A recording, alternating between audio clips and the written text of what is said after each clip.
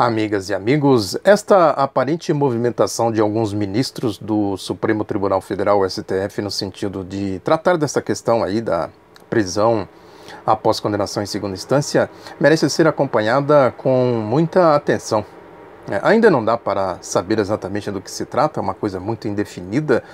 Quem tem tratado mais disso é o Grupo Folha, e a Folha tem mania de fazer jornalismo de fofoca. Mas aparentemente parece que tem sim alguma movimentação nesse sentido. De se tomar alguma providência, se vale a Constituição ou vale a Operação Lava Jato. Aqueles espíritos que eu comentei aqui, o espírito da Lei de Segurança Nacional contra a Constituição. É porque essa jurisprudência que está aí, de 2016, é uma jurisprudência casuísta. Foi adotada para atender os interesses da corrupção da Operação Lava Jato.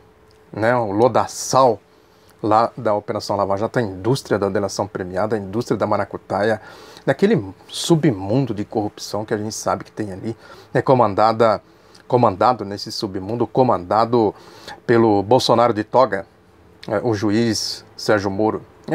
Por tudo que a gente sabe do Sérgio Moro, a definição é essa, um Bolsonaro de toga, com comportamentos depravados, como a gente viu agora nesse caso aí da prisão desse empreiteiro Almada, alguma coisa Almada aí. Ele deitou falação, tomou até um pito do Marco Aurélio Melo, onde já se viu um juiz de primeira instância aí fazendo cobranças ou dando broncas no Supremo Tribunal Federal. De resto é o comportamento dos cachorros loucos desse entorno aí desse lodaçal que é a Operação Lava Jato, envolvendo os boquirrotos da Força Tarefa, envolvendo os bolsonaristas. Esse é um submundo, é uma lama. Essa jurisprudência do STF que está aí é para atender esta lógica. A questão é exatamente essa, se vai permanecer esta jurisprudência do lodaçal da Lava Jato, da lama da Lava Jato, ou se volta àquela jurisprudência de 2009, que atendia à Constituição, a história do trânsito em julgado, que a pessoa só pode ser presa depois da tramitação de todo o processo. Até 2009 não tinha jurisprudência nenhuma, desde que a Constituição foi promulgada em 1988. Agora, também tem uma outra questão que é fundamental em tudo isso, que se for de fato o que aparentemente está acontecendo, a Carmen Lúcia vai ficando isolada. Porque ela vestiu claramente aí o uniforme da Globo, do Grupo Globo, da facção do Grupo Globo, anda falando aí pelos cotovelos, segundo o que se vê na mídia aí, ela tem reagido, inclusive, a essa movimentação desses ministros, que tentam tomar alguma providência, porque é aquilo que o Gilmar Mendes falou. O Gilmar Mendes é o Gilmar Mendes, mas falou uma coisa com propriedade. Seria a mesma coisa na medicina, omissão de socorro na medicina. O STF existe para quê?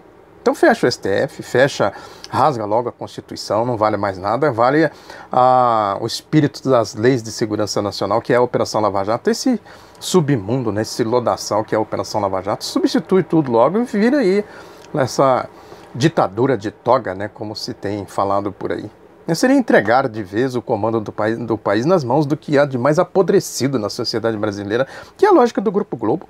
Não é à toa que o Grupo Globo fez aí já o seu editorial, saiu na edição do jornal O Globo desta terça-feira. O Merval Pereira também veio com a coluna agressiva, exatamente para dar o tom. Agora, por outro lado, pode ser, eu estou fazendo aqui conjecturas, analisando por hipóteses, que também tem gente lá do outro lado da outra facção que deve estar pensando assim, eu posso ser o Lula amanhã, posso cair na mão desses fascistas, porque tem uma lógica aí regendo tudo isso, esses comportamentos, essas guerras de facções. A Lava Jato, o espectro da Operação Lava Jato, do Grupo Globo, fica aí em cima do Temer, tentando pegar um, pegar outro. Ninguém que está lá do lado da facção do Grupo Temer está isento de uma caçada infame e indecente, como eles estão fazendo com o ex-presidente Lula. Lógico que por motivos outros, diferentes, ideológicos, políticos, etc. Mas o fato concreto é que, em se tratando de fascistas, de gente sem escrúpulos, sem princípios, é uma espécie assim, de marginalidade, do ponto de vista da organização social do país. Isso aí é uma marginália, essa escumalha que existe na sociedade, como existiu aí ao longo da história né, todos os regimes que adotaram esse comportamento do espírito das leis de segurança nacional, de afrontar a democracia, de afrontar a soberania do povo, a soberania do voto, tem comportamentos assim. Né? Eles vão recrutar esse tipo de gente onde? Agora é interessante a gente observar também como isso é uma onda, né, em âmbito internacional.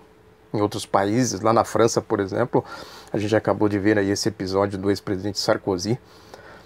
É aquela ideia do mundo, né, o mundo do dinheiro regendo todas as outras dimensões de uma sociedade.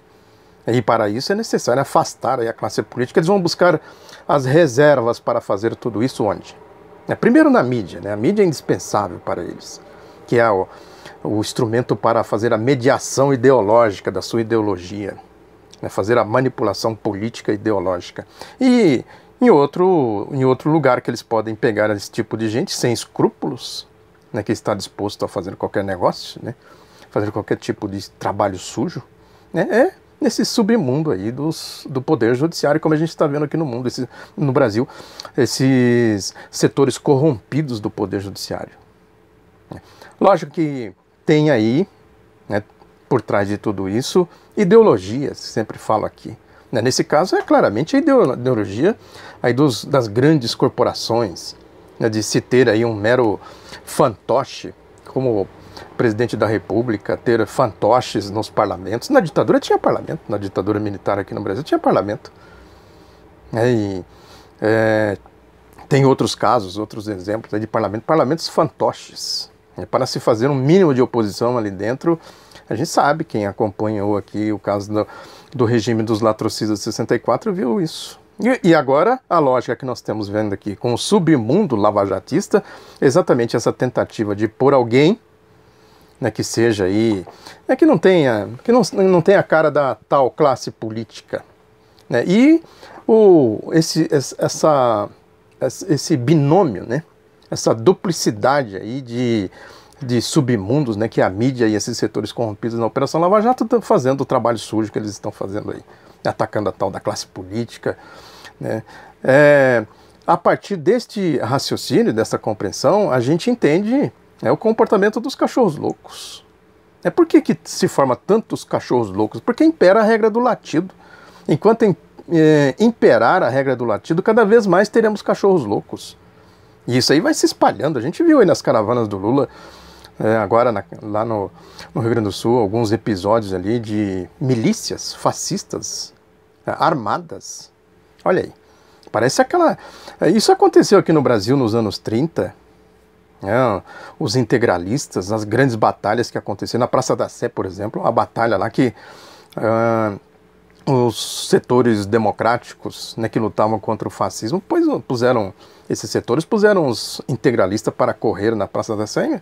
Eu não me recordo a data, foi em 1934, um episódio bem conhecido aí de quem estuda a história do Brasil.